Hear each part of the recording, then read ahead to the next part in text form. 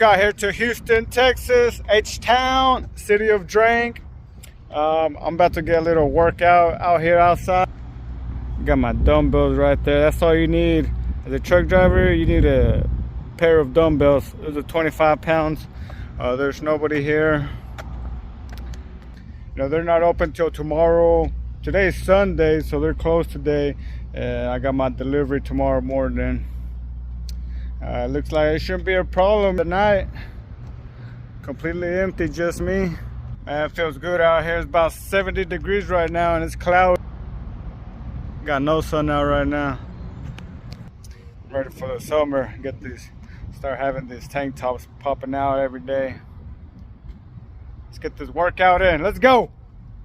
Don't neglect your health, truck drivers. Are you an average truck driver, overweight, unhealthy, and feeble? Let's talk about it. So you're a truck driver and want to lose weight, huh? Is that even a question at this point? We are beyond lazy, but I don't blame you. It's way too easy to get comfortable. The combination of too much sitting, too little exercise, and an unhealthy diet can lead to serious health issues down the road. High blood pressure, diabetes, sleep disorders, heart conditions, and so on. We move too little. We eat a bunch of crap. Rising rates of obesity and diabetes among truck drivers are through the roof. Most of your truckers can't even look down to see the blessing God has given you. Personally, I look so abnormal that when I step into a truck stop or when I walk into a shipper's office, they say to me, "Wow, you don't even look like the average truck driver." Believe me, I've heard that more times than I can count on both hands. And that's what you should strive for, to not be a normal truck driver. The average trucker will usually have at least two of the following: overweight as a mother trucker, looks homeless wearing pajamas in a work environment, head full of outgrown hair and ungroomed facial hair, wears sandals outside the truck, breathes like he's a few breaths away from passing out, or has the body odor of a wet dog. If you have any two of those at any given moment outside of your house, aka outside of the truck, which is seen as completely normal by today's industry standards, you are an average truck driver. Nothing special about you. The last thing you want is to be seen as the average truck driver, and the most basic / simplest step you can take towards becoming above average is to lose weight. If that's not what you want, to be above average, no problem. Skip this video. If you want to become healthy, you are at the right place. More than likely, you are seriously out of shape, uncomfortable, on the verge of facing serious health issues, and for some reason, you just can't seem to stop eating greasy, juicy, ultra-processed burgers with French fries loaded with extra sodium. But don't worry, I am here to help you change all that. I've been there. I understand your pain and sorrow.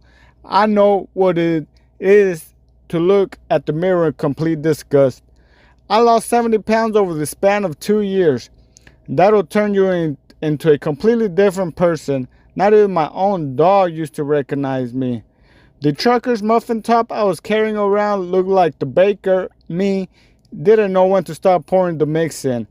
I didn't know when to stop eating candy bars. The late night snacks that turned into late night meals. The trucking industry is at a point where most of the drivers are overweight.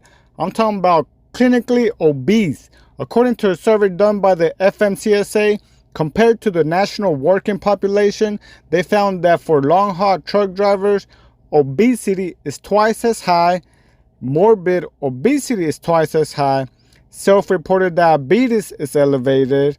Over twice as many truck drivers are not covered by health insurance or health care plan, which is me. I don't have health insurance, which honestly, I don't need it. The last time I went to the doctor was years ago. A lower percentage of drivers perceive their health status as excellent, very good, or good, which I'm sure it's like 2% of truck drivers, they think that they are in that category. We are at the point that we have to start talking about serious health issues: type 2 diabetes, high blood pressure, heart disease, cancer, depression. The average trucker knows this, but chooses to brush it under the truck, to turn a blind eye to the potential problems that are bound to come sooner or later down the road. When we go take a shower at the truck stop and look at the naked person in the mirror, we feel like crap about ourselves. Why? Because there's a serious problem going on, but refuse to deal with the issue. It is much easier to take a hot shower, get dressed, walk back to the truck in a turtle pace, climb under the sheets, turn on Netflix, watch a few episodes with the character we all wish we could be, and then cry ourselves to sleep when everything turns off. That's when reality sinks in, when you can no longer distract your brain from all your inadequacies. That's when your real emotions start to creep in. You can't even sleep comfortable at night anymore.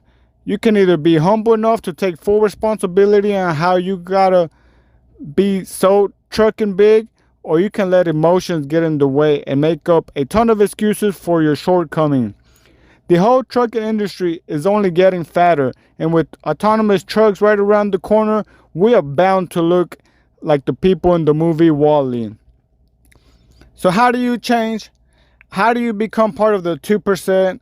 How can you be included in the club that welcomes everybody, but only a few truckers make it in every year? And yes, according to me, from what I've seen, out of all the thousands of truck drivers that I've seen, only 2% of them I would consider healthy. Even a smaller percentage that I would say that they are fit. That means for every 100 truckers I see, only 2 of them are healthy. It's not like the club has some harsh rules or regulations to get in. It is that only the extreme minority has the will and power to stay active and disciplined to eat an apple instead of a candy bar. Both have sugar. That's what you want. That's what we all want. Everybody loves sugar, but only one has the proper nutrients and healthy calories that the body needs. We need to start making better choices. In order to lose weight and keep it off, you have to make small changes to your everyday behavior. As lame and boring as it sounds, it's really that easy. If you're looking for a magic pill, a trendy diet, or the mysterious secret the internet nut guru found, it doesn't exist. Everything begins with your daily habits. Your habits are what will help you reach your goals. We all know what to do. We all know that an apple is way better for you than a bag of M&Ms. The benefits of exercising are not exactly breaking news.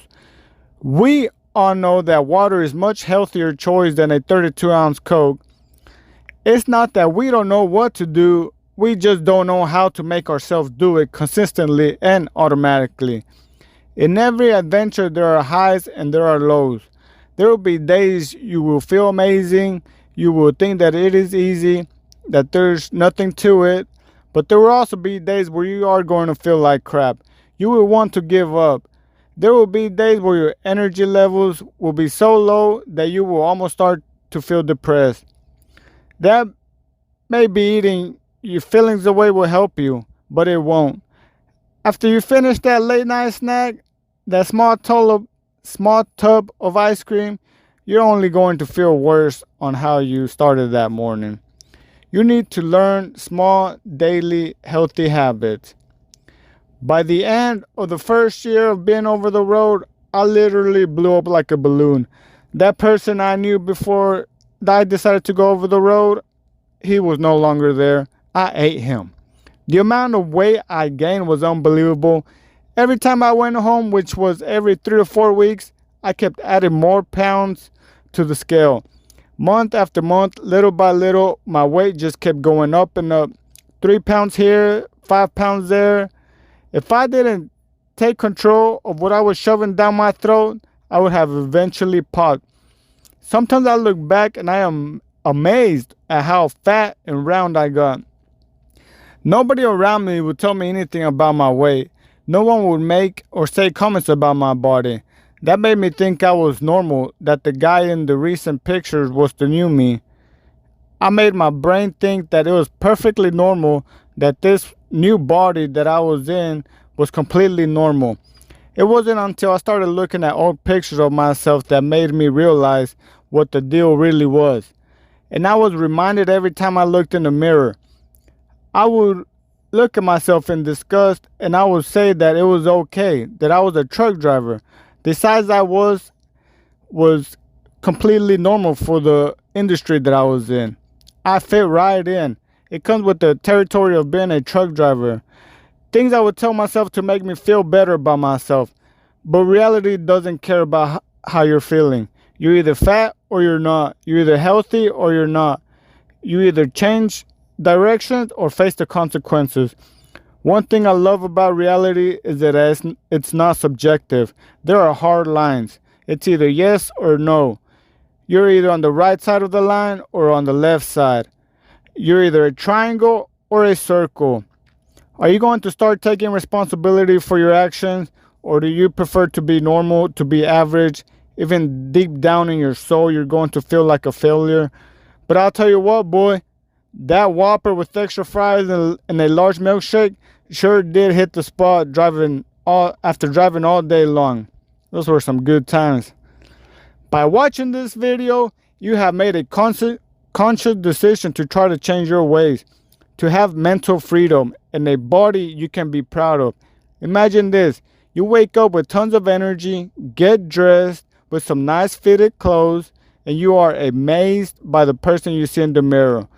You go on to have an incredible, energetic day. You can eat anything you want, but you decide to eat something healthy that not only is going to taste good, but it's going to satisfy you. You will be in a better mood overall and have more confidence. Not only that, but your whole family will start to shift their habits with you. I'm telling you, being a leader in a group of wanderers goes a long way.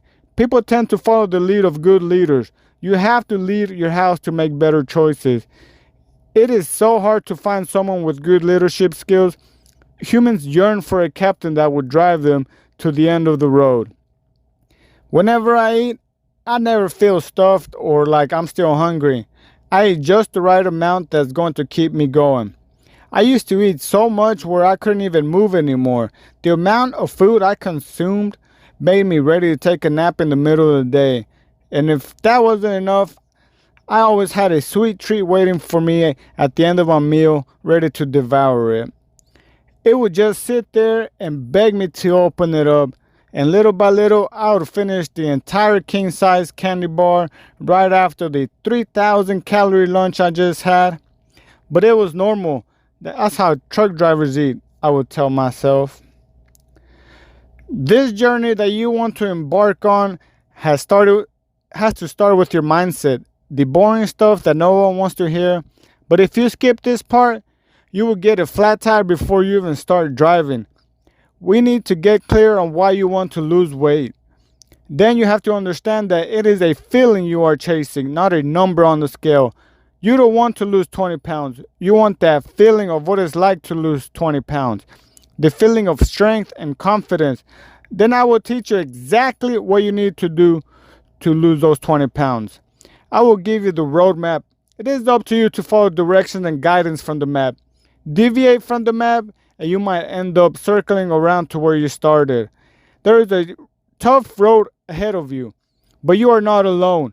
I will be here every mile of the way in case you fall off the truck. So buckle up, mother trucker. Your journey begins now.